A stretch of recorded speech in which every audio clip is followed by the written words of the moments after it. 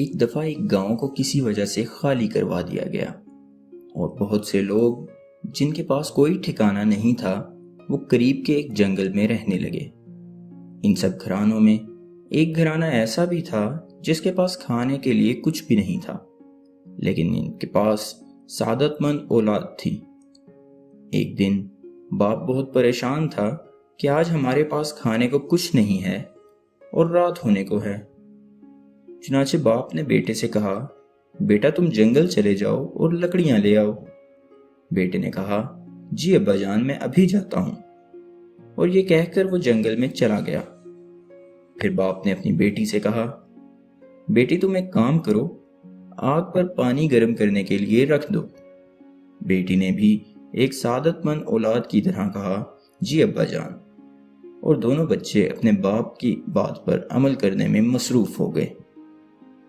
اتنے میں باپ کوئی اور کام کرتا یا کسی اور طرف جاتا کہ اتنے میں اس نے کیا دیکھا کہ تھوڑی ہی دور ایک درخت پر کوا بیٹھا تھا۔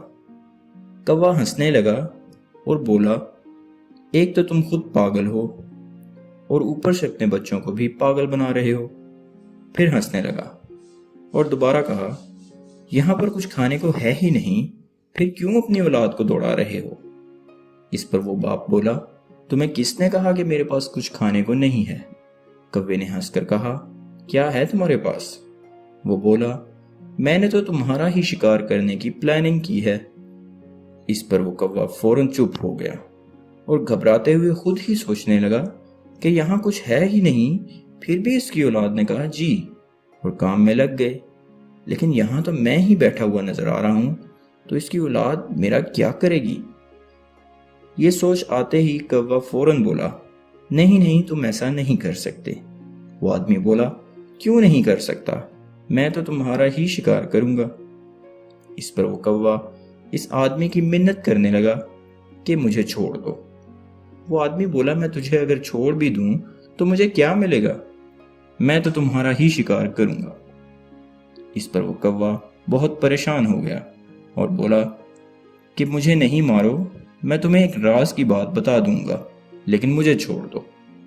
اس پر وہ آدمی بولا، اچھا ٹھیک ہے، ایسی بات ہے تو چھوڑ دوں گا تمہیں، لیکن پہلے مجھے وہ راز کی بات بتاؤ۔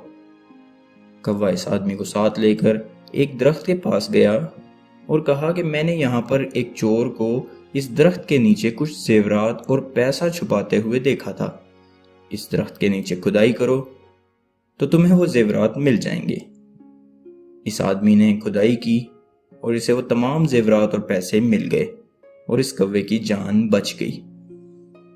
اس واقعے کے بعد یہ گھرانہ کسی شہر میں جا کر رہنے لگا، اور پھر ایک پڑوس سے بات چیت کرتے ہوئے اس گھرانے نے باتوں باتوں میں بتایا کہ ہم لوگ اسی جنگل میں رہتے تھے اور پھر یہ سب کچھ ہو گیا اور ہم امیر ہو گئے اور یہاں آ گئے۔ اس بات کے کچھ ہی دنوں کے بعد وہ پڑوسی گھرانے نے بھی سوچا کہ ہمیں بھی جنگل جانا چاہیے، شاید ہمیں بھی کوئی خزانہ مل جائے اور ہم امیر ہو جائیں۔ یہ خیال آتے ہی سب نے تیاری کی اور اسی جنگل میں اسی جگہ پر پہنچ گئے جہاں پر پہلے والا گھرانہ امیر ہوا تھا۔ اب انہوں نے بھی وہی سب کیا جو اس سے پہلے والے گھرانے نے بتایا تھا۔ رات کا وقت قریب آ رہا تھا تو باپ نے بیٹے سے کہا، بیٹا ایک کام کرو، جنگل سے لکڑیاں لے آؤ تاکہ ہم رات سے پہلے آگ جلا لیں اور کھانے کا کوئی بندوبست کر لیں۔ اس پر بیٹے نے کہا، ابو جان کیا آپ پاگل ہو گئے ہیں؟ یہاں پر تو کچھ کھانے کو ہے ہی نہیں، پھر آپ مجھے کیوں تنگ کر رہے ہو کہ جنگل میں جا کر لکڑیاں لے آؤں؟ باپ بیچارہ خاموش ہو گیا۔ پھر بیٹی سے مخاطب ہوا اور کہا کہ بیٹی تم پانی گرم کرنے کے لیے رکھ دو۔ بیٹی نے کہا، ابو آپ واقعی پاگل ہو گئے ہیں، یہاں پانی ہے کہاں، اور یہاں تو کچھ کھانے کو بھی نہیں ہے اور پینے کو بھی نہیں، آپ نے پتہ نہیں کس مصیبت میں ڈال دیا ہے ہمیں۔ باپ بیچارہ خاموش ہو کر رہ گیا۔ قریب درخت پر بیٹھا ہوا وہی کوا ہنستے ہوئے بولا، تم لوگوں سے پہلے یہاں ایک گھرانہ رہتا تھا جس میں اتنا ایکا تھا کہ باپ نے کہا بیٹے سے کہ جنگل سے لکڑیاں لے آؤ تو بیٹے نے یہ نہیں کہا کہ میں کیسے جاؤں گا جنگل میں، یا لکڑیاں کہاں سے لاؤں گا، یا کھانے کو تو کچھ ہے ہی نہیں۔ اس نے باپ سے ایک سوال بھی نہیں کیا اور سیدھا جنگل میں چلا گیا۔ پھر باپ نے بیٹی سے کہا کہ بیٹی تم پانی گرم کرنے کے لیے رکھو، تو بیٹی نے بھی یہ سوال نہیں کیا کہ ابو میں کہاں سے لاؤں پانی، یہاں تو کچھ کھانے کو نہیں ہے اور پینے کو نہیں ہے، اور آپ مجھے پانی گرم کرنے کا کہہ رہے ہیں، یہ آپ نے کہاں لا کر پھینک دیا، وغیرہ وغیرہ۔ اس بیٹی نے ایک سوال بھی نہیں پوچھا، اس لیے ان کے لیے راہیں کھلتی گئی اور وہ امیر ہو گئے۔ اگر تم سب بھی ایکا کر لیتے اور اپنے اندر اتحاد پیدا کر لیتے تو شاید تم لوگ بھی امیر ہو جاتے۔